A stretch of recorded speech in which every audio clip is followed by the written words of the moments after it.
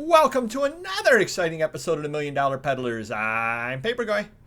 Today we're going to talk about Whatnot, an update on Whatnot.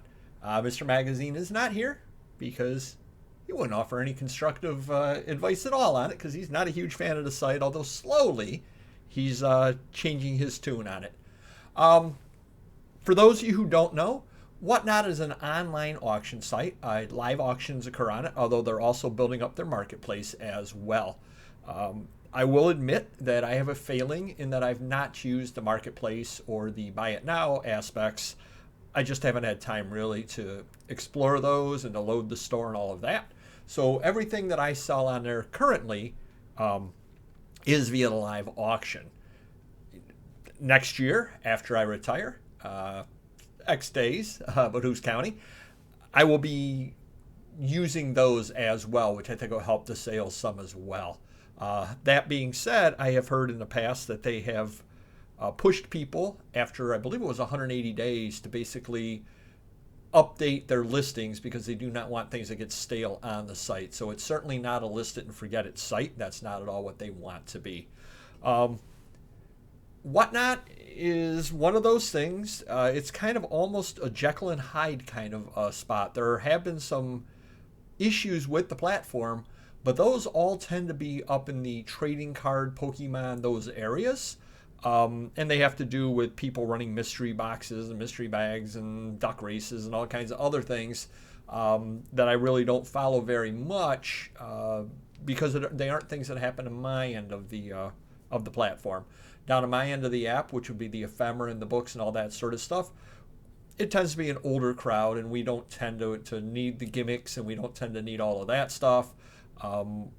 We're mainly more established sellers on this end, and let's face it, we've been doing it a lot longer. We understand what reputation means, and we work hard to give you a good product. So do check Whatnot out. Certainly, if you are in the ephemera and books, I've not heard of any problems down on our end. So come on down our end. That being said, how much money can you get? And that is one of the biggest things that I hear people saying why they don't want to sell is, I can't get enough money. Things don't sell for enough. I will admit it's a tremendous place to source. So, of course, I don't source there because I'm just not bright. But I would say that a fair number of the people that I sell to are dealers, and they're buying from me, and they're able to buy things from me where I make a profit selling it to them, and they're then able to move it on and make a profit.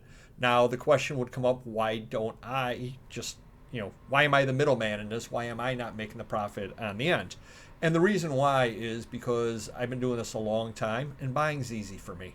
I've got 50,000 unlisted items that I probably will never get all of them listed, and I enjoy buying. So if I have an opportunity to go out and make a buy, and I know that I can flip it quickly on Whatnot, I'm more than willing to leave money on the table to allow other people to make money off of it because I'm making money as well. So it works out well for everybody. But the bottom line is, how much can you expect to get? Mr. Buys a Lot, do check him out. He's got a YouTube channel as well and sells over on Whatnot. Has come a couple of times to our live show, and he has stated there that he gets about 40 to 60%. I tend to get about 40%. But here's the thing. That's all in after all fees, all expenses, everything like that. I put 40 cents in my pocket, whereas I would put $1 in my pocket off of eBay. So if at the end of the day I would have made, after fees, after shipping, after everything, $100 on eBay, I'll have made $40 on Whatnot. The difference is the speed that you can sell stuff. You can move things very, very quickly. I could buy, 100 items. My auctions tend to be 42 in my ephemera and 36 in my books. So I could buy, 100 books, 108 books, run them through 3 auctions. I would get about 75 to 80% sell-through, which is pretty darn good, versus eBay, where if I put all of those items up at auction, now granted, it would be higher prices, but if I put all those items up on auction at eBay, I might sell one. And then everything would get listed into the store, and it would sell who knows when. So basically what you're trading is the ability to move product quickly, which somebody or other like Mr. Buys a Lot, who obviously buys a lot, or somebody like me that comes across a lot of deals as well. To us, turning it over is kind of more important because I'm already running out of room as things are with the house. I live in a house. I don't have a big warehouse. So I got to move stuff as well if I want to continue buying. And the most enjoyable part is the buying. So you end up making about 40 cents on the dollar, but I've literally had it where I've bought stuff. I went to an estate sale at noon. I had an auction that afternoon at 3. I sold a few things in that auction that afternoon at $3 and made money. I was actually ahead of the game by 3 o'clock in the afternoon, 3 hours, and I got enough to pay for everything I bought at the estate sale and make a few dollars and still have a whole bunch of stuff left over. So that's the beauty of it. And when I went to Springfield, Ohio, I did do a live auction as well out there. Do check out the haul video from Springfield. In fact, I've been out there a few times and we got a few haul videos up, so definitely do check those out. But Whatnot was set up there, and I did an auction at 11 o'clock in the morning, half-hour auction, and I sold, my numbers might be slightly off because it was a while ago, but I think I sold $77 worth of stuff in half an hour, and I had paid something like $7.50 the day before. So literally it was stuff I sourced on Friday. I sold it Saturday morning. I paid under $10, and I had sold it for $70, $77 the next day. And it was like 14 items or something other like that. So that is the why of Whatnot. Yes, you will sacrifice some money. That being said, I literally could have taken that $77 the next day and invested it in more stuff. And I could have run an auction the following day with the $77 that I spent and made a couple of $100 and so on. So it definitely can grow very, very fast. That's one of the other advantages of it.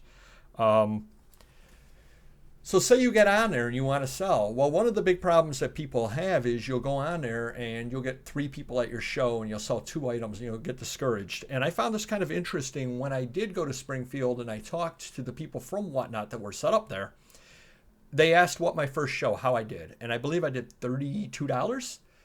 And they said, and you came back. I go, yep. And I did $28 my second show. And they said, and you came back. I said, yep.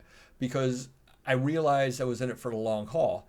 And I was investing time and investing product, but certainly I wouldn't expect on any venue to be making a lot of money day one. It just isn't realistic. And a lot of you out there probably sell on eBay. Think back to the first thing you listed. It probably didn't, might have if you're an old timer like me, because that was back in the auction days where things would sell. But if you've started selling in the last few years, you list something and it may take a couple of weeks to sell unless you really, really grossly underprice it or something like that. Here I was on the site. I had no feedback, no items sold. Well, of course, I'm not going to be making incredible sales. I don't have a huge following at that point, etc. So I basically treated my first few shows as beta. Said, hey, I'm going to try learning the site, going to try to learn how to set up, going to try this, going to try that. And, in the end, it ended up working out for me. But if you do want to try the site for selling, consistency is key, absolutely key. I run my auctions 4 o'clock Eastern on Tuesdays for ephemera, 4 o'clock Eastern on Thursdays for books. A lot of people will sit there and they'll experiment with lots of different times, but it doesn't end up working out for them because they never build a following. It's almost like in the old days of TV where shows got doomed because they may have been good shows, but nobody could find them because, the ratings weren't high enough at 8:30 on a Tuesday, so then they moved it to 9 o'clock on a Wednesday, and then they moved it to 8 o'clock on a Friday, and nobody could end up finding the show, or it was interfering with patterns where people had other shows they were watching as well. Think of it that way. Think of it that you're a program and you're on at 4 o'clock, in my case, Eastern, every Tuesday and every Thursday, with a few exceptions, obviously a doctor's appointment, Thanksgiving, that kind of thing I might not be, but generally I am. And be careful in taking breaks. Last year I took about a month off around the Christmas holiday. I was just kind of burning the candle at both ends and I didn't know if I'd be able to get enough items up, so I took about a month. My first couple of auctions when I came back weren't very good because I had to reestablish myself. So lesson learned, do not take a long period of time off. Obviously do what you have to do. If there's medical issues or you're out of town or something like that, you do what you have to do. But otherwise, try to be very consistent both in time and product. Don't do a 4 o'clock Tuesday ephemera, the following week do books, the following week do Funkos, the following week do Pokemon. That doesn't work. because those are completely different groups of people that are going to be buying those things, and they're not going to be following you. So if you want to add into a new category, uh, set it up on a new day and a new time. And expect as well the fact that you happen to have 50 people following your ephemera auctions. If suddenly I went into trading cards, maybe 2 of the people would follow me over, but I'm going to have to start back from zero in that category. So expect that. So don't expect that. Oh well, I do really really well selling clothing. That doesn't mean you're going to do well selling books, because nobody knows you as a bookseller. So you have to reestablish yourself in each new category. And I think a lot of people forget that. And it's absolutely very, very true. Another trick to do, and it's not a trick, but another thing definitely to do, there are things that are called trains. And basically what a train is a group of like-minded sellers will get together and they'll run a train. So it'll be, it'll start at 8 o'clock in the morning and run till midnight. And they're all booksellers, let's say. And the first person will start their show off at 8 o'clock, and at 9 o'clock, they'll raid, which is a function which basically means you can send all of all the people in your show to the next show. So they'll raid the following show. The following show goes 9 to 10, and then they raid the following show, and so on. And somebody or other puts it on, and everybody's name is on a banner, and people can search on it. Like I'm in a bookathon on Black Friday. People can all search on bookathon.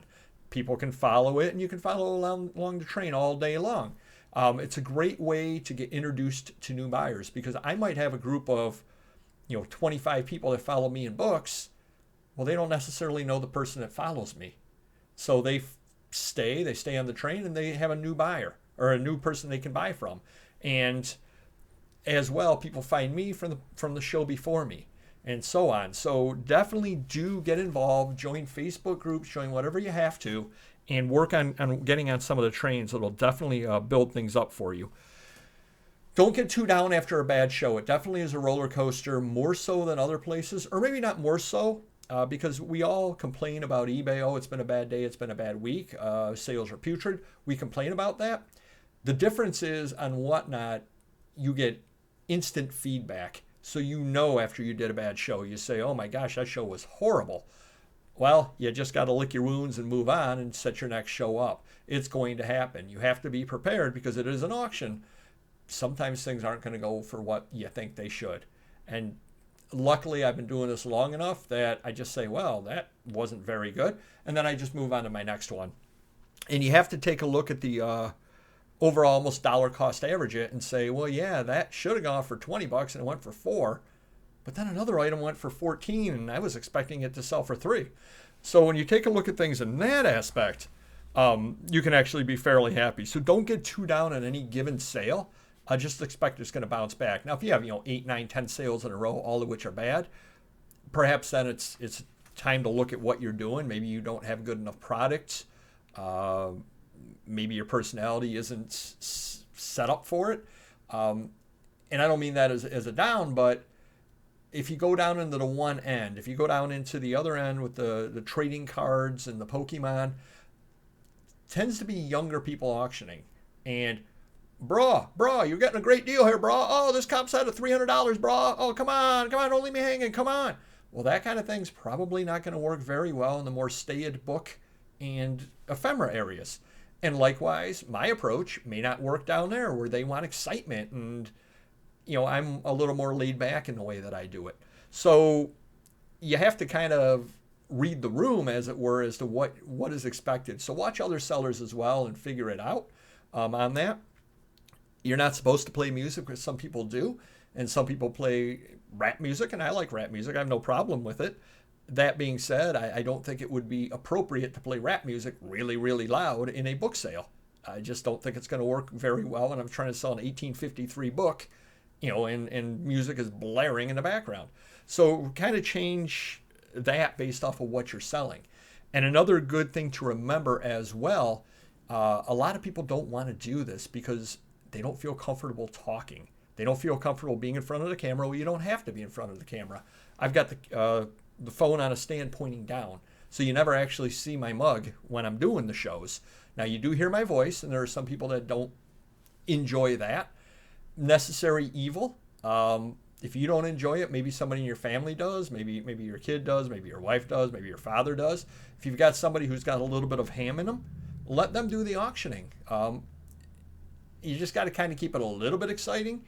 I've gone to some shows before that were like watching paint dry, and the person, has a very, very dry delivery to the point of, and up next we have this item over here. Well, that's not building excitement for your item, and that might be your personality, but throw something else a little bit more on to try to drive excitement, because if you're not excited about your product, why should I be excited about it? So keep that in the back of your mind. You do have to have a little bit of showmanship in yourself to be able to make it work.